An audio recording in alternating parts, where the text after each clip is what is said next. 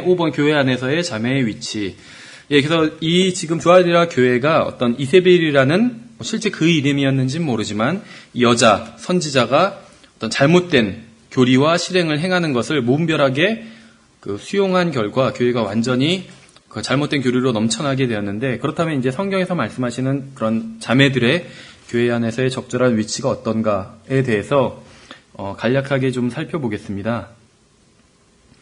성경에 보시면은 이제 여러 가지 모임들이 나오는 것을 볼 수가 있어요. 이 성경 자체에서 여기서 보시는 것처럼 사도행전 20장, 고린도서 11장, 사도행전 14장 이런 데서 쭉 사람들이 모여서 교제를 나누거나 어떤 의견을 교환하거나 뭐 이런 것들이 나오는 것을 볼 수가 있습니다. 근데 이제 쭉 보시면은 이 사도행전 15장의 장로들의 모임을 제외하고는 남녀노소를 불문하고 형제 자매 모두 다 모여서 함께 있는 그런 장면을 보여주고 있습니다. 그래서 일단 교회 안에서의 남녀의 차별이 있거나 그런 것은 절대 아니라는 것이죠. 교회 안에선. 하지만 역할은 다르다는 것이죠. 하나님께서 종류대로 만드셨기 때문에, 또 같은 사람이지만 남자는 남자로 만드셨고 여자는 여자로 만드셨기 때문에 차이가 분명히 있다는 것이죠. 그래서 성경을 보면은 하나님께서 사람을 여러 가지 부류로 여러 가지 또 방법으로 나누시는 것을 볼 수가 있습니다. 잘 아시는 것처럼 어떤 하나님의 경륜과 관련해선 유대인과 교회와 또 이방인 이렇게 나누시죠. 하나님께서. 그것처럼 하나님께서는 이제 그런 어떤 경륜과 상관없이 어떤 나누시는 방법 중에는 남자와 여자로 당연히 나누시고 또 아이들 이렇게 나누시는 경우가 있다는 것입니다. 성경에 보면. 그래서 성경에서는 크게 사람을 남자, 여자, 아이들로 나눈다 이렇게 볼 수가 있을 것 같아요. 근데 이것이 바로 이제 또 권위의 순서라고 보실 수도 있습니다. 그래서 남자가 제일 권위가 있고 그 다음에 여자, 또 그 다음에 이제 아이들. 왜냐면 여자는 남자에게서 나왔잖아요. 그렇죠. 여자가 먼저 창조된 것이 아니라는 것이에요. 그래서 남자가 더 권위가, 물론 이건 이제 한 집안에서의 얘기를 하는 것이겠죠. 또 교회에서의 얘기를 하는 것이고, 그래서 여자가 남자에게서 나왔기 때문에 남자가 더 권위가 있고, 아이들은 여자에게서 나왔잖아요. 그래서 여자가 더 권위가 있는 것이죠. 교회에서도 이렇게 나누면 될 것 같아요. 그래서 형제, 자매, 또 아이들. 아이들은 몇 살까지냐? 이거는 좀 약간 나라마다 약간 다르기도 해요. 어떤 나라에서는, 미국에서는 18살이죠. 우리나라에서는 19살이죠. 그런데 이제 성경에서는 20살인 것 같아요. 그래서 우리나라도 거의 비슷하니까 그냥 19, 20 이 정도로 보시면 될 것 같아요. 그래서 여자들이 아이들에게 권위를 행사해도 된다 이렇게 말했는데, 아까 말씀드린 것처럼 권위를 행사한다는 게 육신적인 권위를 행사한다는 것이 아니라 말씀의 권위를 행사한다는 것이거든요. 그래서 교회에서는 남자 형제님들이 성경을 가르치잖아요. 아이들에게는 여자들이 가르칠 수 있다는 것이에요. 그래서 여자들이 성경을 가르치거나 그렇게 할 수 있는 부류가 두 부류인데, 하나가 바로 아이들이고 또 한 부류가 여자들이라는 것이죠. 당연히 자매님들에게는 자매님들이 가르칠 수 있겠죠. 예. 그래서 남자와 여자와 아이들로 이렇게 나눠서 볼 수 있을 것 같습니다. 예, 연령을 정확히 나누는 것은 약간 좀 시대마다 또 국가마다 18, 19, 20 요 나이들에서 약간 왔다 갔다 했던 것 같아요. 그래서 미국 같은 경우에도 과거에 베트남전 때 이랬다고 합니다. 18세부터 입영할 수 있었거든요. 18세부터. 그런데 술은 19세부터 마실 수가 있었어요. 그래가지고 문제가 많았다고 그래요. 왜냐면은 18세부터 입영할 수 있다는 거는 전쟁에 나가는 이제 군인들이니까 사람을 죽이기에 충분한 나이다 이렇게 본 거죠. 18세를. 그런데 사람을 죽이기엔 충분하지만 술을 마실 수는 없는 나이다. 그러니까는 사회적으로 좀 많이 모순이라고 생각을 했던 거예요. 그래서 이제 나중에는 다 일괄적으로 18세로 바꿨다고 하더라고요. 근데 이제 미국의 18세가 우리나라로 보면 19세라고 보시면 되거든요. 예. 어쨌든 간에 이렇게 세 부류로 나눌 수가 있고, 하나님께서는 말씀의 어떤 가르치는 사역과 관련해서는 형제들에게 권위를 위임해 주셨다는 것이죠. 그래서 가정에서도 아내와 남편이 있는데 남편이 바로 머리인 것처럼, 그래서 이것이 바로 교회에서는 똑같이 그리스도께서 머리시고 그리스도인들은 몸인 것과 같은 이치라고 에베소서에서 말씀하고 계시다는 것이죠. 예, 그래서 하나님께서는 남자들, 형제들에게 권위를 위임해 주셨습니다. 그래서 고린도전서 11장과 또 14장에서는 여성이 교회에서 잠잠해야 한다고 말씀하고 있어요. 근데 이제 이 여성이 교회에서 고린도전서 특히 14장에서 잠잠해야 된다고 말씀하고 있는 것은 1차적으로는 어떤 그 방언의 문제입니다, 사실은. 그래서 이 문맥을 쭉 보시면 그래요. 근데 이제 그것과 관련해서 이 방언이라는 것이 이제 공식적으로 행해지던 것이었거든요. 왜냐면은 교리도 있고 방언도 있고 교리도 있고 방언도 있고 통역도 있다고 그랬거든요. 그래서 방언을 하고 그것을 통역을 했다는 것이에요. 그래서 방언이 철저히 외국어라는 것을 알 수가 있겠죠. 그래서 이것이 어떤 공식적인 자리에서 하는 것을 의미하는 것이라고 볼 수가 있습니다. 문맥을 보면. 그래서 교회에서 잠잠해야 된다. 이게 아무 말도 하지 말라는 게 아니라 교회에서 공식적으로 가르치는 자리에선 잠잠해야 된다는 것이에요. 교회에서 공식적으로 가르치는 자리에선. 고린도전서의 문맥을 본다면, 그래서 교회에서 그 자매님들이 아무것도 하지 말라는 것이 아니라 어떤 공식적으로 말씀의 권위를 행사하는 것에 있어서 잠잠해야 된다는 것이고, 그 외에는 어떤 순종과 구원, 또 어떤 여성들의 그 자매님들의 어떤 봉사할 수 있고 또 활동할 수 있는 것들이 많이 있죠. 어떤 것들은 자매님들이 없으면 할 수 없는 것들도 교회의 어떤 그 봉사의 영역에는 너무나도 많다는 것입니다. 그래서 단순히 교회에서 아무것도 하지 말라는 그런 것은 아니라는 것이죠. 그래서 아까 말씀드린 것처럼 아이들, 그러니까 man, woman, 그다음에 children, 이 아이들은 자매님들이 형제들에게, 남자에게 권위를 행사하지 말라고 그랬지 아이들에게 행사하지 말라고는 안 했거든요. 오히려 아이들에게는 집에서도 부모로서 말씀으로 양육을 해야 되잖아요. 그렇죠. 디모데 같은 경우도 할머니와 어머니의 그 신앙을 많이 본받았잖아요. 그래서 그 신앙 안에서 양육될 수 있었잖아요. 그것과 마찬가지로 가정에서 또 교회에서 아이들에 대해서는 말씀으로 양육하고 인도할 수 있다는 것이죠, 자매님들이. 예, 그래서 이런 일들을 할 수가 있고, 또 그 자매님들에게 또 자매님들이 그렇게 어떤 인도를 하고 이런 일들도 할 수 있는데, 이것은 특히 그 나이든 자매님들이 젊은 자매님들을 말씀과 어떤 실행에 관련된 것들을 인도해 줄 수가 있을 겁니다. 왜냐하면 이것은 그 형제들이 자매들의 권위를 행사하는 것이지만 어떤 부분에 있어서는 그 형제들이 잘 모르는 부분들도 있어요. 어떤 자매님들의 어떤 관한 것들을. 그렇죠. 그래서 그것을 어떤 목자나 형제들이 가르치거나 인도하지 못할 수 있는 부분들이 분명히 존재한다는 것입니다. 그래서 그런 것들은 나이든 자매님들이 한다는 것이요. 여기서 나이든 자매님들이란 것은 어떻게 보면 그 형제들도 형제들이라고 해서 다 그렇게 하는 것은 아니잖아요. 제일 가장 먼저 되는 것이 교회에서 장로들. 그러니까 장로라는 것은 어떤 그 신앙의 경륜을 말하는 것이거든요. 단순히 어떤 젊은 사람, 구원받은 지 얼마 안 된 사람, 이런 사람이 아니라 구원받은 지 오래돼서 오랫동안 신앙생활을 한 사람, 이 사람이 교회를 인도하는 것처럼 마찬가지로 여기서 나이든 자매님이라는 것도 어떤 신앙의 경륜을 말하는 것이란 것이죠. 그래서 신앙의 경륜이 있어서 그 교회에서 장로는 단순히 말씀만 아는 것이 아니라 자기가 그것에 순종해서 어떤 아버지와 같은 역할이잖아요. 다시 사람들을 길러내는 그런 역할을 하는 것처럼 마찬가지로 여기서도 그 나이든 자매님이라는 것은 단순히 그냥 나이만 많다는 것이 아니라 신앙적으로 지도해 줄 수 있어야겠죠. 젊은 자매들을. 단순히 왜 젊은 자매들을 지도해 준 게 여자로서의 그런 것뿐만이 아니라 그리스도인, 자매로서의 어떤 것들을 지도해야 하는 것이기 때문에, 예, 나이만 단순히 많은 것이 아니라 신앙적인 어떤 연륜이 있어야 된다는 것도 알 수가 있습니다. 예, 여기서 이제 부가적으로 얘기하고 있는 것이 주님께서는 아마 그 주님이 처음 부활하셨을 때 그것을 목격한 사람은 누군가요, 성경에서?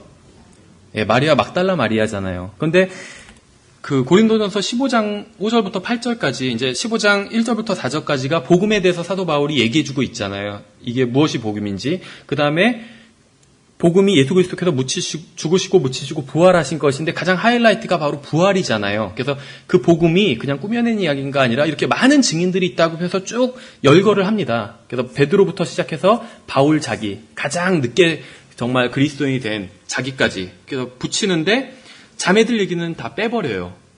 어떻게 보면 막달라 마리아가 가장 먼저 본 증인인데도 빼버린다는 것이죠. 왜냐하면 어떤 공중 앞에서 가르치고 증거하는 것, 개인적으로 증거하는 그걸 얘기하는 것은 아니고 공중 앞에서 공개적으로 가르치고 증거하는 일은 형제들에게 주어졌기 때문에 아마 자매들을 뺀 것이 아닌가 여기서는 이렇게 추측을 하시는 분이 있더라고요. 충분히 해볼 수 있는 추측인 것 같아요. 예, 그래서 성경에 의하면 분명히 어떤 여자 목사 이런 것들은 잘못됐다는 것을 알 수가 있습니다. 성경에서는 분명히 남자가 어떤 설교자의 일을 하고 장로와 감독의 일을 한다는 것을 알 수가 있어요. 얼마 전에 들은 얘기인데 어떤 그 자매님이 그러시더라고요. 자기가 아는 분 중에 지금 그러니까 여자 목회자, 사역자의 길을 가려고 하는 분이 있대요. 여자분이 자매님인데 분명히 거듭났고 또 그 킹제임 성경도 안 돼요. 바른 성경이라고 안 돼요. 그리고 교리도 어느 정도는 안 돼요. 그리고 결정적으로 여자 목사가 잘못됐다는 것도 안 돼요. 그런데도 그 길을 가려 한대요. 왜 그러냐면 아마 자매님이 혼자 계시고 이제 아이들이 있고 그 남편분이 안 계신가 봐요. 그래서 이제 그 일을 꼭 하셔야 되는 분인데 그 먹고 살기 위해서 자기가 가만히 보니까 자기가 소질이 이렇게 성경으로 가르치고 그런 게 소질이 있더래요. 그래서 그거를 한다는 거예요. 그래서 아니 그렇다 할지라도 하나님께서 분명히 금지하신다는 걸 아는 이상 다른 걸 해보시면 어떠냐니까 다른 건 다 해봤대요. 이미 김밥 장사도 해봤고 뭣도 해봤고 다 해봤는데 다 안 되더래요. 다 망하고 돈도 못 벌고 그러니까 아이들을 양육할 수 없었던 거예요. 그런데 이거는 길이 있더래요. 그래서 어떤 큰 교회에 이제 여자 전도사로 이렇게 하시나 봐요. 그래서 참 안타깝더라고요. 그분한테 뭐라고 할 수도 없고 그래서 어떻게 해야 되냐고 그러시더라고요. 근데 어떻게 하겠어요. 무엇이 옳은지도 다 아는데 그것을 하지 않는 거잖아요. 자기가 정죄할 수도 없고 농담으로 그랬었는데 기도해주는 방법뿐이 어디 있겠냐고. 과거에 제가 있었던 교회에서 막 정죄했거든요. 그런 사람 보면. 근데 정죄할 수는 없잖아요. 그렇죠. 그건 주님께서 판단하실 일이니까. 다만 기도하는 방법뿐이 없겠죠. 모르면 가르쳐 줄 텐데 아니까 이미.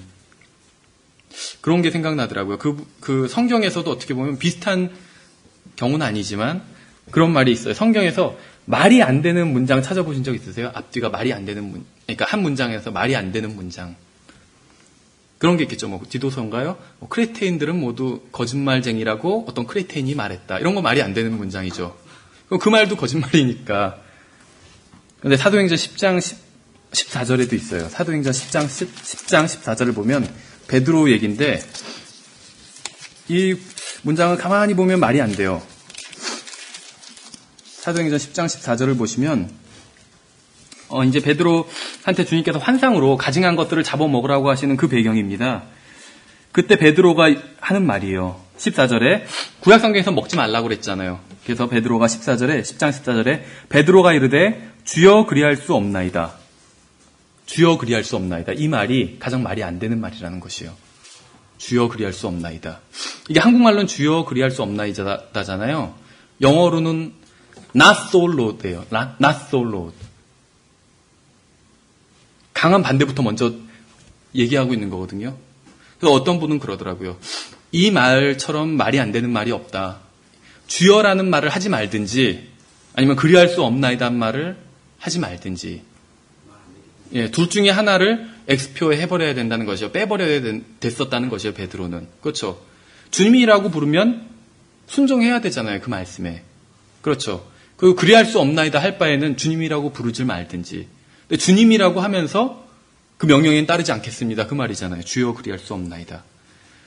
그 자매님을 얘기를 들으면서 그 생각이 나더라고요. 주여 그리할 수 없나이다. 근데 우리도 어떻게 보면 그런 말 굉장히 할 때가 많아요. 주님한테 주님 그렇게 할 수는 없습니다. 그렇죠.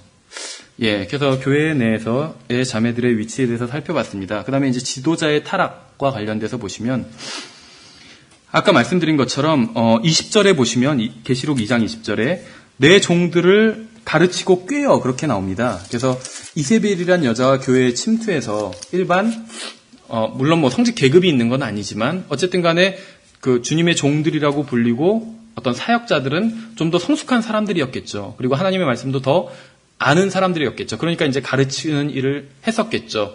그래서 어떤 일반 성도들만 미혹된 것이 아니라 하나님의 사역을 하는 사역자들도 완전히 미혹된 상황이라는 것입니다. 그리고 그 결과 그냥 단순히 미혹되면 거기서 끝나는 것이 아니에요. 타락까지 연관이 된다는 것이죠. 20절에 보시면 그럼에도 불구하고 내가 너를 책망할 것이 몇 가지 있으니 이는 내가 이세벨이라 이르는 이세벨이라는 그 여자를 용납하기 때문이라. 그녀가 자기를 가리켜 여대언자라 하며 내 종들을 가르치고 꾀어 음행하게 하며 또 우상들에게 희생물로 바친 것들을 먹게 하는도다. 죄를 짓고 우상 숭배를 하게 하고 음행하게 했다고 말씀하고 있는 것이죠. 역사적으로도 이 두아디라 교회 시대에 물론 교황이 뭐 예수 그리스도의 종은 아니죠. 성경적으로 봤을 때. 근데 어쨌든지 간에 교황들은 자기들을 종들이라고 하거든요. 심지어는 종들 중에 종들이라고 불러요, 자기들을. 종들 중에 종 하면 제일 낮은 것 같죠. 근데 제일 높은 거예요, 사실은 교황이니까. 그 카톨릭 교회 내에서는. 그래서 교황이 종들 중에 종이라고 부르는데 이 교황들도 두아디라 교회 시대에 보면 물론 모든 교황이 다 도덕적으로 타락하고 음행하고 간음하고 술주정뱅이고 그런 것은 아니에요. 역사적으로 보면은 교황 중에 어떤 교황은 제가 이름을 좀 잊어버렸는데 어떤 교황은 가만히 보니까 카톨릭 사제들이 타락하고 간음하고 그런 것을 봐서 그런 것들을 그 교회 내에서 이제 뿌리 뽑기 위해서 노력했던 교황들도 있었다고 하더라고요. 도덕적인 면에 있어서는 어느 정도 이제 기준을 가지고 있는 교황들도 있었다는 것이죠. 그러나 분명히 그 폭스의 순교사나 러크만 형제님의 교회사를 보시면 교황들이 타락한 모습들이 굉장히 많이 나옵니다. 그래서 뭐 사제들도 마찬가지고. 근데 사실 어떻게 보면 이 카톨릭만 탓할 문제는 아니에요. 개신교도 마찬가지로 뭐 어떻게 보면 성경대로 믿는 교회도 마찬가지겠죠. 개신교도 타락한 목사들이 굉장히 많이 있어요. 인터넷을 잘 안 하시는 분들은 모르실 텐데 인터넷을 하면 기독교에 대해서 반감을 가지고 있는 사람들이 많이 있습니다. 익명성이 보장되니까 거침없이 기독교에 대해서 비판을 하는데 그럴 때마다 그 사람들이 얘기하는 것 중에 하나가 바로 어떤 교회가 돈만 밝힌다. 이것과 또 다른 하나가 바로 목사들의 타락이에요. 그러니까 목사들의 타락이 돈과 연관된 것도 있지만 다분히 여기서 지금 음행하고 했다고 하잖아요. 여기서 말하는 음행이 문자적인 음행인지 아니면 영적인 음행인지는 몰라요. 그러나 아마도 두 개 다 해당될 것입니다. 문자적인 음행, 성적 타락을 말하는 것이겠죠. 그것과 영적인 음행, 그건 우상 숭배겠죠. 그 두 개 다 해당된다고 보는 게 맞을 거예요. 왜냐하면 교황도 마찬가지고 또 카톨릭 사제들도 마찬가지였고 또 개신교 목사들도 마찬가지로 영적인 타락, 음행과 관련돼서 실패했던 사람들이 많다는 것이죠. 그래서 어떤 기사를 보면은 무슨 목사에 대해서 그 사람 기사가 계속 회자되더라고요. 기독교를 비평하는 사람들 사이에서. 우리나라 목사인데. 왜냐면 그 사람이 죽은 기사가 일반 신문이랑 기독교계 신문 양쪽에 다 실렸거든요. 근데 기독교계 신문에는 누구누구 목사님 소천하셨습니다. 이런 식으로 그냥 나왔어요. 근데 일반 신문에는 어떻게 나왔냐면 교회 성도랑 간음하다가 남편이 무슨 일이 있어가지고 집에 왔나 봐요. 갑자기 뜻하지 않게. 그러니까 베란다로 가서 에어컨 실외기에 매달려 있다가 5층인가 그랬는데 결국 매달려 있다가 힘의 한계로 떨어져서 죽었거든요. 그래서 그게 일반 신문에 나왔어요. 그게 아직도 지금도 회자되고 있어요. 근데 기독교 신문에서는 똑같은 사람이 그냥 어떻게 보면은 주님의 일을 하다가 과로로 이렇게 돌아가신 걸로 그런 식으로 나왔거든요. 그런데요, 물론 이제 목회를 하실 분들이 읽어야 될 책들이 많이 있겠지만 그 중에서 읽어야 될 책 중에 하나가 바로 이 팀 라헤이라는 목사님이 쓰신 책 중에 목회자가 타락하면이라는 책이 있습니다. 이 팀 라헤이라는 분이 기본적으로 전천년주의를 이제 올바른 교리 체계를 받아들인 목사님이거든요. 근데 목회자가 타락하면이라는 책이 있는데 책 한 권에 걸쳐서 목사들 다 타락한 얘기들이에요. 근데 다 엉터리 목사, 자유주의 목사들이냐? 아니라는 거예요. 복음 전하고 예수 그리스도의 전천년 재림 믿고 이런 목사들이 많았다는 것이죠. 한 번은 어떤 목사님이 자기 이제 목사들끼리 같은 신학교 동기라든지 친구들이 다 목사잖아요. 목사님 친구는 목사인 경우가 되게 많거든요. 신학교 동기가 다 목사들이니까 대부분이. 한 사람이 와가지고 자기가 너무 괴로웠던 거예요. 그래가지고 자기가 어떤 타락한 얘기. 그래서 교회 어떤 자매님과 무슨 뭐 간음을 한 얘기, 이런 걸 다 고백을 했대요. 그래서 자기가 사실은 이런 죄를 졌다. 제가 어떻게 해야 되냐고 상담을 하려고 온 거예요. 그 얘기를 쭉 듣던 그 친구 목사님이 막 울더래요. 그러니까는 이분은 자기 얘기를 듣고 우는 줄 알았는데 막 울다가 갑자기 하는 얘기가 자기도 동일한 죄를 짓고 있다고 고백을 하더래요. 그래서 굉장히 그런 예들이 많이 있거든요. 이제 팀라이 목사님의 목회자가 타락하면 이것의 한국판 책이 김난준 목사님의 자네 정말 그 길을 가려나 그 책이에요. 거기서도 목사님들 타락하는 얘기들이 많이 나오는데 70대 목사님이 목회를 50년 가까이 한 목사님 얘기가 나와요. 70대 목사님. 어떻겠어요? 50년 가까이 했으면 정말 오래 했겠죠. 그런데 어떤 20대 자매와 바람이 나가지고 자기 원래 그 50년 가까이 자기 옆에 있었던 사모님이죠. 을 버리고 이혼하고 그 20대 자매와 동거를 했어요. 실제 있었던 일이에요. 그 목회자가 그 자네 정말 그 길을 가려나 김남준 목사님 책에 나와요. 그런데 결국에는 그 20대 여자가 처음에는 막 영적으로 존경해가지고 그 목사님과 사귀었겠죠. 그러다가 이제 그 교회도 버리고 그 교회에서는 최종 통보를 했대요. 그 자매랑 헤어지지 않으면 당신을 자르겠다, 교회에서. 원래는 잘라야 되는데 헤어지지 않아도. 그랬는데 그 70대 목사님이 그 20대 자매를 선택했대요. 교회에서 잘릴 걸 각오하고. 그랬는데 그 20대 자매가 나중에는 이제 그 흥미를 잃은 거예요. 그 70대 목사님한테. 그래서 다른 20대 남자랑 바람이 난 거예요. 그래서 그 70대 목사님이 시칼을 들고 쫓아갔대요. 진짜 있었던 일이라고 하더라고요. 개신교에서 일어난 일이에요. 우리나라에서. 미국에서도 일어나요.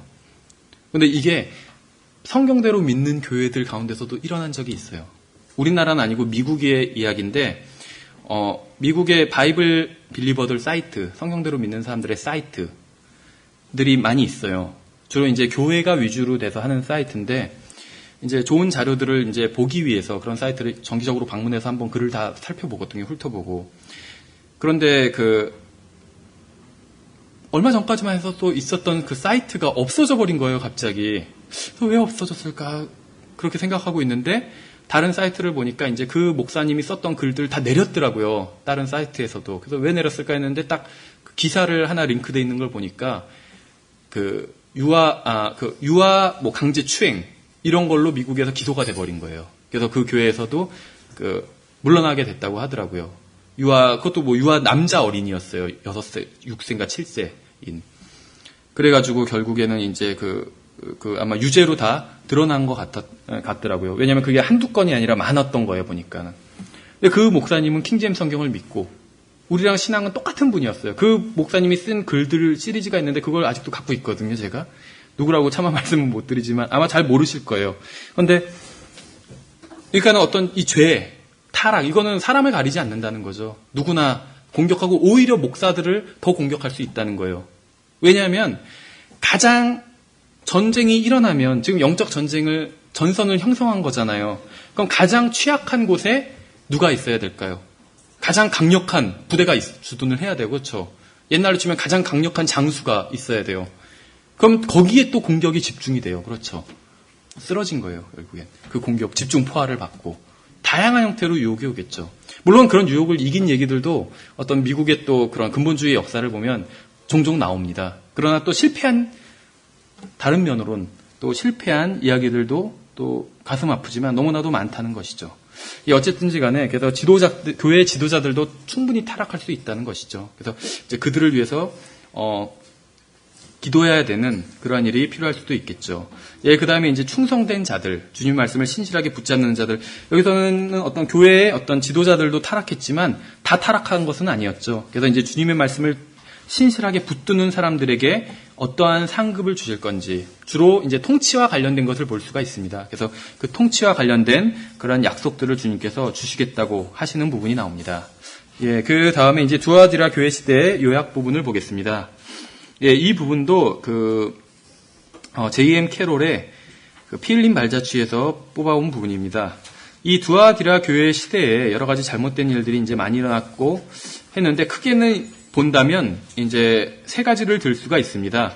첫 번째는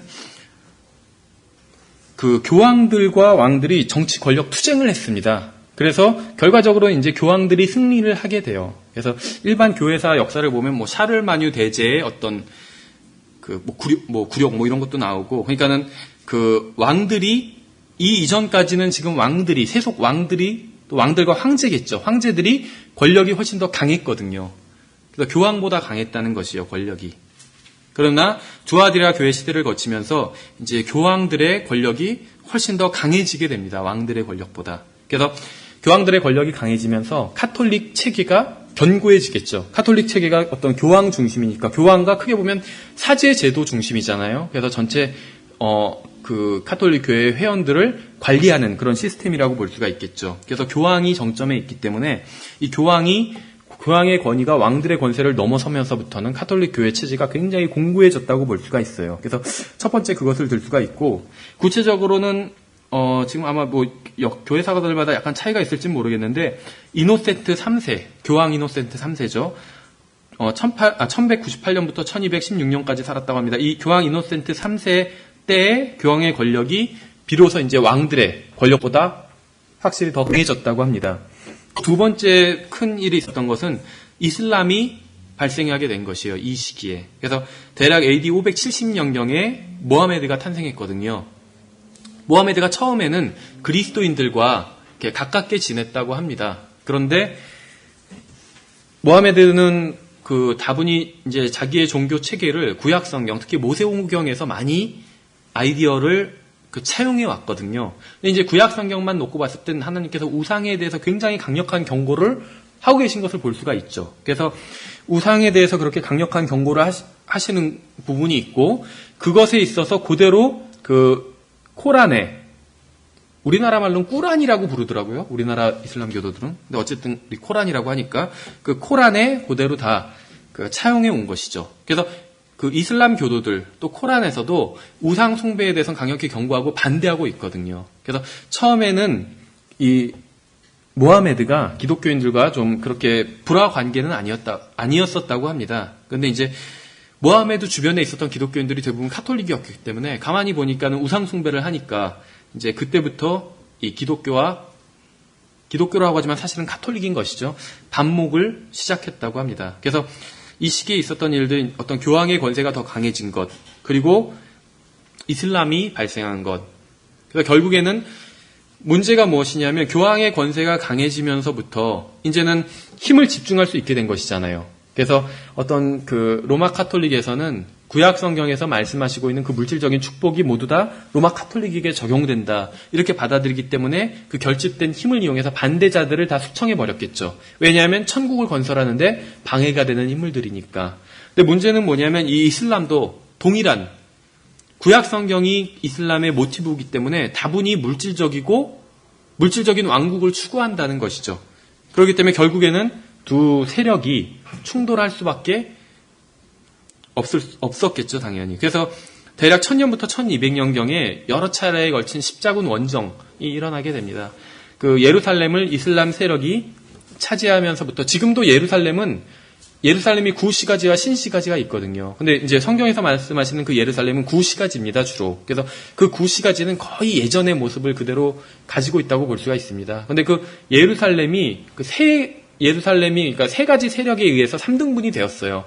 첫 번째가 바로 유대교, 지금도 유대교. 그 다음에 이제 어떤 기독교 세력이 또 있고, 다른 한쪽이 바로 이 회교도 세력입니다.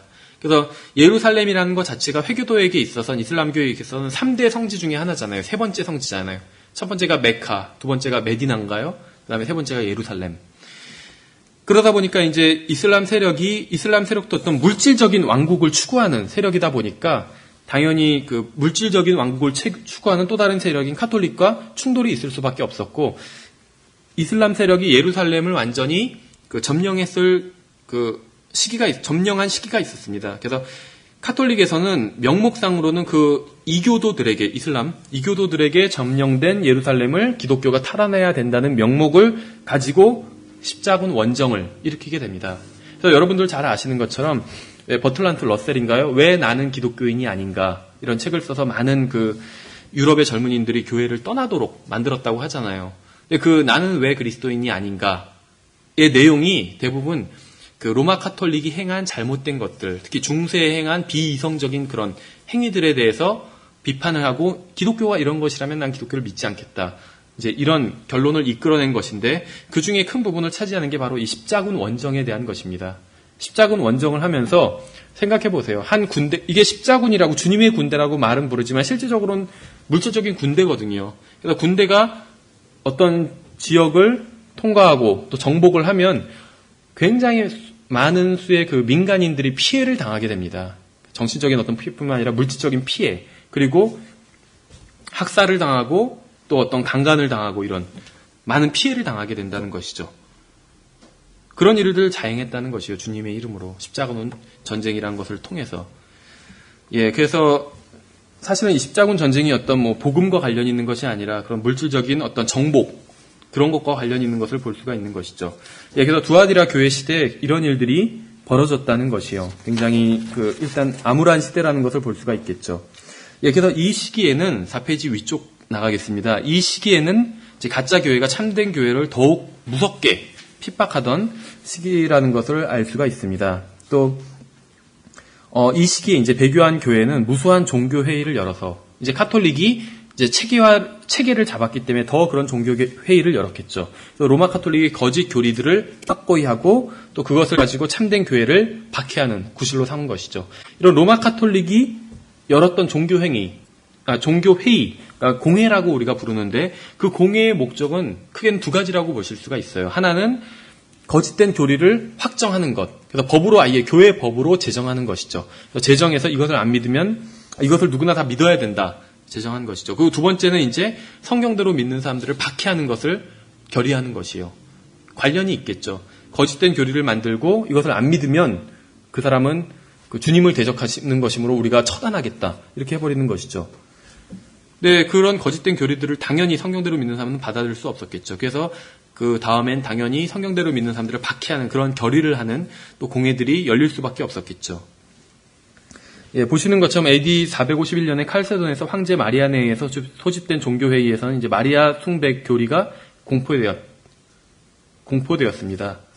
이전에 마리아 숭배가 없었던 것이 아니라 있었는데 이제는 이것이 공식 교리로 자리 잡았다는 겁니다. 그래서 보시는 것처럼 이런 마리아를 하늘의 여왕으로 숭배했던 것은 예레미야 시대에도 이미 있었어요. 바알 종교의 핵심이기 때문에 바알 종교에서는 림롯, 아버지의 역할을 하는 것이죠. 그다음에 그 부인 세미라미스, 그리고 그 사이에서 태어난 탐무즈 아들. 근데 나중에는 림롯이 죽고 나선 탐무즈가 바로 그 죽은 림롯이 부활한 것이다. 이런 식으로 둘러대면서 탐무즈와 세미라미스가 또 결혼을 하게 되잖아요. 그래서 어머니 아들 종교가 탄생하게 되는 것이죠. 그래서 어머니를 숭배하는 그런 믿음, 하늘의 여왕을 숭배하는 믿음은 있었다는 것입니다. 계속. 이제 이것을 공식화했다는 것이죠. 이때. 예, 그래서 그 마리아는 바로 그리스도의 어머니라는 그런 교리라는 것이죠. 마리아 숭배가. 그래서 처음에는 반대하는 사람들도 많았지만 공식화하고 그 다음에 이것을 이제 확정하니까 곧 받아들이게 된 것이죠. 근데 이제 잘못된 교리들이 굉장히 이때 많이 나오는데 여러 가지 원인이 있겠지만 그 중에 하나가 지금처럼 성경을 가지고 있을 수 없었기 때문에 그런 것도 있는 것 같아요. 지금은 성경을 그 인쇄술이 발명된 이후엔 누구나 성경을 쉽게 구입할 수가 있잖아요. 지금도 뭐 3만 원이다 4만 원이다 비싸다고 하는데 과거에 비해선 근데 과거에는 성경이 거의 뭐 정확한 그 액수는 잊어버렸는데 뭐 그 노동자가 1년 동안 일해서 버는 그 액수보다 더 큰 금액이었다고 그래요. 성경을 수기로 써야 될 때는. 그렇다면 지금으로 치면 뭐 연봉 2천, 3천 막 얘기하잖아요. 3천만 원 이상이라는 거예요, 성경이. 누가 살 수가 있겠어요. 그렇죠. 3천만 원 없어가지고 전세금이 없어서 그 고생하는 사람들도 있는데. 그러니까는 그 당시에는 성경이 그렇게 어마어마하게 비쌌기 때문에 성경을 지금처럼 개인이 다 휴대할 수 있지는 않았겠죠. 그러니까 성경이 비싸고 그 다음에 크기도 지금보다는 훨씬 컸겠죠. 왜냐하면 수기로 다 적어야 되니까. 그렇다고 해서 무슨 아무도 성경이 없었다든지 그런 것은 아니죠. 어떤 그 교회를 중심으로 성경이 분명히 있었을 것이고 어떻게 보면 지금 그 북한과 같은 그런 모습을 상상할 수가 있겠죠. 지금 북한 교회에도 성경은 있다고 하잖아요. 그러나 개인이 다 소지하고 있는 것이 아니라 어떤 산속 어디에 숨겨놓고 예배로 모였을 때만 그걸 꺼내서 보고 다시 묻어놓고 다 흩어지고 그런 식으로 있었던 것처럼 그런 식으로 성경은 있었겠죠, 분명히. 그래서 이제 그 성경이 개인이 다 지금처럼 이렇게 소지하고 있거나 이런 것은 아니었기 때문에, 그럴 여건이 아니었기 때문에 어떤 잘못된 교리가 퍼지는데 더 용이하지 않았나 이렇게 생각할 수 있을 것 같습니다. 항상 하나님의 말씀은 빛이기 때문에 하나님의 말씀이 가면 모든 그런 오류와 비성경적인 교리가 바로 잡히게 되죠. 그러니까 하나님의 말씀이 없으면 그런 것들이 판치게 되는 것이죠. 그래서 이 시기에는 특히 더 잘못된 교리가 판치게 되는 것이죠. 그래서 분명히 출애굽기 20장 4절에선 너는 너를 위하여 어떤 색인 형상도 만들지 말고 또 위로 하늘에 있는 어떤 것이나 아래로 땅에 있는 어떤 것이나 땅 아래 물 속에 있는 어떤 것의 모습이든지 만들지 말며 그것들에게 절하지 말고 그것들을 섬기지 말라. 분명히 경고하고 계신데도 불구하고 땅 위, 땅 아래 다 경고하신 것이죠. 한마디로 어떤 것이든지 종교적인 목적을 가지고 형상을 만들지 말라는 것이요. 그렇죠. 형상 자체를 만들지 말라는 건 아니에요. 이 강대상도 다 형상이잖아요. 의자도 형상이고 형상이 아닌 것은 없어요. 이 세상에 다 형상이지. 그러나 그것을 섬기기 위해서 만들지 말라는 거예요. 시계라는 것도 형상이잖아요. 우리가 시계를 숭배하지는 않잖아요. 근데 어떤 사람이 시계를 숭배한다면 그거는 이 우상 숭배를 하는 것이죠. 예, 그래서 어떤 종교적인 목적을 가지고 섬기기 위해서 형상을 만들지 말라는 말씀인 것이죠. 예, 그래서 이 외에도 이 시기에 많은 공회들이 열렸고 또 황제나 교황에 의해서 소집되었는데 모든 공회는 성경적인 교리를 세우는 것이 아니라 이교적인 교리를 확립하고 고대 바빌론 종교가 가지고 있던 교리였던 것이죠. 그래서 시행하지 않는 성경대로 믿는 그리스도인들을 박해하기 위해서 열렸던 공회라고 볼 수가 있는 것입니다. 예, 그래서 이때 카톨릭에 등장하게 된 또 다른 하나의 비성경적인 교리는 유아성찬. 유아도 세례를 통해서 구원을 받고 카톨릭 교회의 회원이 되기 때문에 성찬에 참석해야 되는데 그러기 위해서 유아성찬이라는 새로운 교리를 또 만들게 된 것이죠. 예, 여기 약간 좀 겹치는데 그래서 아까 말씀드린 그런 칼세돈 공회에서 성모 숭배가 드러나게 됐고 또 787년에 니케아에서 열렸던 두 번째 공회에서 이제 성상 숭배가 공식적으로 채택이 되었고 이 전에도 있었죠. 성상 숭배라는 것이. 근데 이때 공식적으로 채택되었다는 것입니다. 그래서 분명히 이런 성모 숭배와 관련해서 디모데전서 2장 5절에서 분명히 중보자는 사람이신 그리스도 예수님이라고 말씀하고 계시잖아요. 그래서 분명히 성경에서 금지하고 있는데도 불구하고 채택했다는 것이에요. 근데 이제 영어 킹제임스 성경에서는 이 부분에 있어서 좀 더 의미가 풍성한 것 같습니다. 왜냐하면 우리나라 말로는 디모데전서 2장 5절에서 사람이신 그리스도 예수님이 우리의 중보자라고 이렇게 말씀하고 계시죠. 근데 영어에서는 The Man Christ Jesus라고 말하고 있거든요. 중보자가. 그래서 The Man, man이라고 말하고 있어요. man이 처음엔 사람이라는 뜻이 있고 두 번째 남자라는 뜻이 있잖아요. 그래서 우리는 이제 번역을 한 가지 단어로 정해야 하기 때문에 이렇게 했지만 사실 영어 킹제임스 성경이 의미하고 있는 바는 중보자가 사람이신 그리스도시고 두 번째로는 남자이시다 바로 그 사람이신데 그걸 말씀하고 있는 것이죠. 성경에선.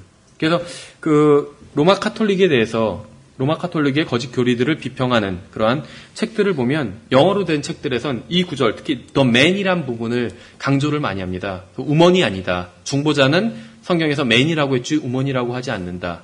남자라는 것이에요. 중보자가. 예수 그리스도가 이 땅에 계실 때 성별이 남성이었잖아요. 그래서 중보자가 바로 남자였다는 것이죠. 남자이신 예수 그리스도다. 이렇게 말씀하고 계시다는 것이죠. 여자가 아니라는 것이죠. 예, 그래서 이 시기에 박해를 당했던 사람들은 도나티스트는 이 전 시대부터 있었죠. 바테린, 카타리 같은 경우에는 카톨릭 내부에 있었던 그러한 그룹이었다고 합니다. 카톨릭 내부에서 카톨릭을 변화시키고자 했던 그룹이에요. 그래서 어떻게 보면 계시록 나중에 18장 4절인가요? 나의 백성들아 그녀에게서 나오라 라는 말씀이 물론 이제 환란 때도 적용이 되겠지만 크게 보면 이제 교회사적으로 본다면 이 두아디라 시대에 적용이 된다고 볼 수가 있거든요. 나의 백성아 그녀에게서 나오라. 그러니까는 참된 교회와 거짓된 교회가 있는데 참된 교회는 당연히 주님의 백성이겠죠. 근데 거짓된 교회에도 무지로 인해서 주님의 백성이 있었다는 것입니다. 그렇죠. 분명히. 그래서 거짓된 교회 안에 있던 주님의 백성들한테 주님께서는 나의 백성아 그녀에게서 나오라 이렇게 말씀하셨다고 볼 수가 있겠죠. 그래서 거기에 반응한, 그 말씀에 반응한 사람들이 이 다음 시대 종교개혁을 통해서 그녀에게서 로마 카톨릭으로부터 나오는 것을 볼 수가 있습니다. 예, 그래서 로마 카톨릭 내부에도 이 당시에 분명히 주님을 믿었던 신실한 그리스도인들이 있었다는 것입니다. 카타리 같은 사람들. 제침내교도라고 나중에 불렸고, 페트로보루시안, 아놀디스트, 헬리시안, 알비겐즈 다 지역에 따라서 아니면 지도자에 따라서 이렇게 불린 것을 볼 수가 있죠. 근데 여기서 다음에서 하는 말처럼 물론 이들이 항상 신약 성경과 정확히 일치하는 교리만을 가지고 있었던 것은 아닙니다. 카타리 같은 경우에도 로마 카톨릭 내부에 있으면 지금 성경대로 믿는 사람들, 그러니까 지금 킹제임 성경을 믿는 사람들이 가졌던 그것과 동일한 교리를 가지지는 않았겠죠, 당연히. 로마 카톨릭 내부에 있으니까. 카타리 말고도 여기서 다른 그리스도인들도 마찬가지입니다. 다른 그리스도인들 무리들도 믿음의 사항들을 하나하나 비교해 본다면 지금 우리가 가졌던 교리와는 같을 수는 없어요. 그것은 여러 가지 이유가 있겠지만 가장 큰 이유는 계시가 점진적이기 때문에. 근데 계시가 점진적이다 하면은 굉장히 그걸 싫어하는 사람들이 있는데 그건 어쩔 수가 없어요. 성경 자체 내에서도 계시는 항상 점진적이었거든요. 족장들에게 주님께서 계시해 주셨잖아요. 하나님께서 어떤 것들을 분명히. 그러나 족장들보단 나중에 선견자들이 더 많은 것을 알고 있었다는 것이죠. 선견자들보단 선지자들이 더 많은 것을 알았고 나중에는. 그 선지자보단 나중에 사도들이 더 많은 것을 알게 되었잖아요. 그래서 계시는 점진적이라는 것입니다. 성경 내에서도. 근데 이것이 성경 내에서만 그런 것이 아니라 기독교 역사 2000년을 놓고 봐도 계시가 점진적일 수밖에 없어요. 우리는 앞에서 성경을 공부했던 사람들이 남겨둔 유산을 우리가 물려받아서 또 거기에 더 이어서 공부를 하는 것이잖아요. 그러니까 계시가 점진적일 수밖에 없겠죠. 그렇죠. 그래서 지금 있는 그리스도인들이 과거에 있는 그리스도인들보다 훨씬 더 많은 것을 알 수뿐이 없죠. 그러나 그 말은 지금 있는 그리스도인들이 과거에 있는 그리스도인들보다 더 순수했다는 것은 아니에요. 또 더 신실한 신앙을 가지고 있었다는 것도 아닌 것이죠. 지식적인 면에 있어서 더 많은 것을 알고 있다는 것이지. 그래서 믿는다는 것은 아는 만큼 믿을 수 있는 것이잖아요. 모르는데 믿는다는 것은 말이 안 되는 것이죠. 그래서 어떤 지금 믿음에 있어서 어떤 지식에 있어서는 더 많은 것을 알고 있을 수밖에 없는 것이죠. 지금에 있는 그리스도인들이. 그러나 어떤 신앙의 핵심적인 것들, 처음 시작할 때 말씀드린 것처럼 바이블 빌리버, 성경대로 믿는 사람들이라고 한다면 가장 핵심적인 것은 성경이 하나님의 말씀이다. 성경이 어떤 오류도 없는 하나님의 말씀이다. 라는 믿음을 가지고 있다면 그 사람이 바로 성경대로 믿는 사람이라고 말씀을 드렸었죠. 우리가 지금 열거했던 이런 사람들, 믿음의 어떤 사항들을 하나하나 비교해 본다면 우리랑은 다르겠지만 가장 기본적인 믿음. 이전 시대에는 common faith라고 불렀거든요, 이것을. 평범한 믿음이라고. 근데 지금은 이것을 어떤 바이블 빌리버다. 어떤 성경을 믿는 믿음, 아니면 최종권위, 성경이 최종권이라고 믿는 믿음, 이런 식으로 자꾸 수식어가 더 붙었을 뿐인데, 어쨌든지 간에 믿음이라는 것이죠. 성경이 무오류한, 어떠한 오류도 없는 하나님의 말씀이라는 이 믿음을 가지고 있다면 그 사람은 바이블 빌리버라는 것이죠. 그렇죠. 왜냐하면 그런 믿음을 가지고 있다면 그 사람이 교황이든 주교든 목사든 어느 누가, 신학자든 어느 누가 무슨 말을 한다 할지라도 그것이 성경과 다르면 배척하는 것이니까. 우리가 행하는 것 중에 비성경적인 것들을 행하고 있을 수도 있어요. 다만 우리가 그걸 모르기 때문에 아직 배척하지 못할 뿐이지. 그렇죠. 우리가 행하고 있는 것이 있는데 만약에 그것이 비성경적인 것이라고 우리가 알게 된다면 하나님의 말씀을 통해서 그러면 우리는 그때 그것을 배척하겠죠. 그렇게 된다면 그것이 성경대로 믿는 사람들의 자세라는 것입니다. 그래서 이 당시의 사람들은 어떤 카톨릭적인 관습들을 행하고 있을 때가 있었어요. 예를 들면 루터 같은 경우에 돼지고기를 안 먹었습니다. 돼지고기를. 카톨릭에선 돼지고기를 안 먹잖아요. 구약 성경에서 돼지고기를 먹지 말라고 했고 그것이 이제 사도행전에서 아까 우리가 살펴본 것처럼 더 이상 음식이 사람을 거룩하게 하거나 거룩하지 못하게 하거나 이렇게 하지 못한다고 말씀하신 거잖아요. 사도행전 10장에서 주님께서 베드로에게 가증한 것들을 보여주시면서 먹으라고 하신 것은 물론 첫 번째 의미는 이방인에 대한 것이었죠. 그래서 이방인에게 가서 복음을 전해라 이런 의미였지만 좀 더 넓게 본다면 과거 구약시대에는 어떤 음식이, 어떤 것이 사람을 더럽게 하거나 할 수가 있었어요. 그렇죠. 그래서 어떤 죽은 돼지, 죽은 동물을 만났을 때 어떻게 해서 다시 정결해주고 막 이런 법칙들이 막 있잖아요. 그러나 예수 그리스도께서 적인 죽음으로 죽으시고 묻히시고 부활하신 이후에는 더 이상 음식이나 어떤 규례나 날이나 이런 게 사람을 거룩하게 하지 못한다는 것이죠. 예수 그리스도 안에 있으면 거룩해지는 것이고 밖에 있으면 아무리 무슨 행위를 할지라도 거룩하지 못한다는 것이에요. 그래서 그것이 이제 성경의 진리인 것이죠. 근데 카톨릭에서는 그런 걸 모르니까 예수 그리스도 안에 있는 믿음을 모르잖아요. 단지 그 사람들이 아는 것들은 구약 성경에 있는 어떤 물질적인 것들, 또 이런 규례들, 이런 것들을 변형해서 신약 성경에 적용시켰을 뿐이잖아요. 그렇죠? 잘못 적용을 한 것이죠. 그래서 카톨릭에서는 돼지가 불결한 짐승이니까 먹지 못한다고 한 것이에요. 그래서 루터는 독일 사람이잖아요. 독일 사람은 루터는 맥주를 많이 마셨거든요. 왜냐하면 루터는 맥주를 물이라고 생각했어요. 물. 우리는 술이라고 생각하는데, 그러니까 우리는 마시지 않잖아요. 근데 루터는 물이라고 생각해서 마신 거거든요. 그런데 그 돼지고기를 가지고 소세지를 만들잖아요. 근데 소세지가 독일에서는 소세지를 많이 먹거든요. 그래서 이제 루터가 카톨릭에서 나오고 나서는 가만히 보니까는 이제 그 믿음으로 구원받는다는 걸 깨닫게 됐잖아요, 사람이. 그래서 소세지를 먹어도 될 것 같은 거예요. 근데 아직 확실히 신약과 구약을 지금 제가 말씀드린 것처럼 이렇게 나눠서 보질 못한 거예요. 그런 부분에 있어서는. 근데 자기가 심증적으로 먹어도 된다고 생각을 한 거예요. 그래서 이제 소세지를 먹자 했는데 루터의 무리 중에서도 반대하는 사람들이 있었어요. 아직 카톨릭 내에 있던 어떤 구습들을 벗어버리지 못했기 때문에. 그래서 돼지고기는 부정한 음식인데 이걸 소세지를 먹으면 어떡하냐 하니까 루터가 그런 말을 했다고 그래요. 담대하게 죄를 짓고 담대하게 용서를 구하자고. 그러니까 이게 죄라면 그냥 행하자. 그리고 용서를 구하자. 근데 그런 말을 한 건 죄인데 우리가 행하자 이 의미가 아니라 사실은 루터는 소세지는 먹어도 되지 않을까. 분명히. 왜냐하면 그것이 이제 거룩과 상관없지 않을까. 이런 생각을 충분히 했을 수 있다는 것이죠. 예, 그래서 이 당시에 있던 사람들은 그 당시 카톨릭의 어떤 구습부로 인해서 어떤 것들을 행하지 못하는 것들도 충분히 있을 수 있었다는 것이죠.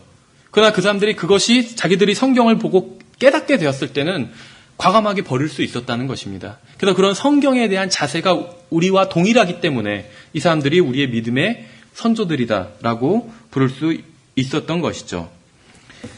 예, 그래서 여러 세기에 걸쳐서 이런 로마 카톨릭의 잘못된 교리들이 하나하나 세워지게 됩니다. 그래서 이 시기에 어떤 침례에 의한 중생, 이런 잘못된 교리도 생겨나고 또 교회 밖에는 구원이 없다. 교회 안에서만 구원이 있다. 이렇게, 이 말은 어떻게 보면 맞는 말일 수도 있어요. 그렇죠. 구원받은 사람들은 모두 교회잖아요. 영적인 의미에서 예수 그리스도의 몸으로서의 교회잖아요. 근데 여기서는 카톨릭에서는 그 의미가 아니라 물질적인 교회를 말한 것이죠. 그래서 교회 안에서만 구원이 있는데 그 교회가 바로 우리 교회다. 이런 식으로 얘기한다면 그건 전형적인 이단이 되는 것이죠. 우리가 나중에는 이단에 대한 것도 살펴보겠지만 이단에 대한 어떤 그 정의가 일반 교단에서는 뭐 사도신경을 안 하고 주기도문을 안 하고 이런 거지만 성경적으로 봤을 때 그런 건 아니거든요. 근데 성경적인 의미에서 본다면 자기네 교회 안에만 구원이 있다 이렇게 한다면 그건 이단인 것 같아요. 모든 이단들이 다 그 얘기를 하거든요. 우리 교회만, 우리 단체, 우리 모임에만 구원이 있다. 그래서 다른 사람이 구원받은 사람이 오면 그 사람이 자꾸 인정을 안 하려고 해요. 구원받은 것으로. 그게 바로 이단이라는 것이죠. 예, 그 다음에 이 당시에 이제 면죄부와 연옥에 대한 잘못된 교리들이 또 생겨나게 되는 것이죠. 면죄부와 연옥은 굉장히 서로 뗄래야 뗄 수 없는 관계에 있는 교리 체계인 것입니다. 왜냐하면 카톨릭에서는 행위로 하늘나라에 가기 때문에 구원은 은혜로 받지만 계속 구원 상태를 유지하는 것은 행위고 결국 그렇다면 그 유지를 해가지고 구원받은 그 상태를 유지한 채 죽으면 하늘나라에 가잖아요. 결국 그래서 행위에 의해서 하늘나라에 가기 때문에 대부분의 카톨릭 교인들은 지옥에 간다는 그러한 모순에 빠지게 된다는 것이죠. 그래서 그걸 막기 위해서 연옥이란 걸 만들어내게 됩니다. 성경이 없는 그러한 장소를 하나 창조해내게 되는 것이죠. 그래서 어지간히 선하지도 않고 어지간히 악하지도 않은 대부분의 카톨릭 교인들이에요. 그 사람들은 대부분 다 그냥 연옥에 간다. 이렇게 한 것이죠. 그럼 연옥은 행복한 곳도 아니고 다음에 불행한 곳도 아니에요. 하늘나라가 행복하고 지옥이 불행한 곳이니까. 그러니까 그럼 계속 거기만 있을 수는 없으니까 언젠가는 하늘나라로 또 보내야 되는 것이죠. 그래서 바로 면죄부가 도입된 것이죠. 그래서 면죄부는 돈을 내고 성인들의 선한 행위를 구입하는 거예요. 면죄부는. 그러면 선한 행위가 있어야지 하늘나라에 가는데 그 선한 행위가 자기 게 아니어도 되거든요. 그래서 성인들의 선한 행위를 돈을 내고 사요. 그럼 이제 성인들의 선한 행위를 돈을 내고 샀으면 자기가 지은 죄, 그것만큼은 적어도 사야겠죠. 그럼 이제 서로 상쇄가 되는 거예요, 한마디로. 그러면 이제 하늘나라에 갈 수가 있는 것이죠. 근데 그거를 이미 죽은 사람, 자기 부모님들 거를 자식이 대신 사줄 수도 있다는 거예요. 참 이걸 보면 장사 제대로 한다 그런 생각이 들더라고요. 가톨릭. 어쨌든 간에, 왜냐면 죽은 사람은 못 사니까, 죽은 사람 것까지 다 사줄 수 있다고 하니까 살려고 하겠죠, 대부분. 예, 그 다음에 교회사가들에 따라서 좀 수치는 다르지만 이 시기에 가장 많은 그리스도인들이 죽게 됩니다. 그래서 어떻게 보면 가장 혹독한 박해는 서머나 교회 시대에 받지만 로마 제국으로부터 가장 많은 그리스도인들이 죽은 건 바로 이 두아디라 시대라고 볼 수가 있어요. 500년부터 1000년, 아니면 500년부터 1500년 이 사이에 사람들마다 다르지만 대략 5천만 명의 그리스도인들이 죽었다고 그래요. 그래서 1200년 동안 하루에 110명씩 꾸준히 죽은 거예요. 그런데 그냥 늙어 죽거나 그런 게 아니라 고문에 의해서 예수 그리스도를 믿고, 주로 다 이 사람들이 가졌던 것은 그 예수 그리스도 믿고 그다음에 유아 세례를 거부한 거, 이 두 가지가 가장 큰 것이거든요. 뭐 다른 이유들도 많이 있겠지만 뭐 성경과 관련된 것도 있을 테고 하지만 주로 유아 세례를 거부하고 그다음에 예수 그리스도를 믿는 믿음, 이걸 가지고 있었기 때문에 죽었다는 것이죠. 예, 그래서 1000년을 넘어서면서 교황들의 권세가 황제들의 권세보다 더욱 강력해졌습니다. 그래서 나중에는 이제 처음에는 공회를 황제들이 소집했지만 나중에는 당연히 더 권세가 강해진 교황들이 소집하게 되겠죠.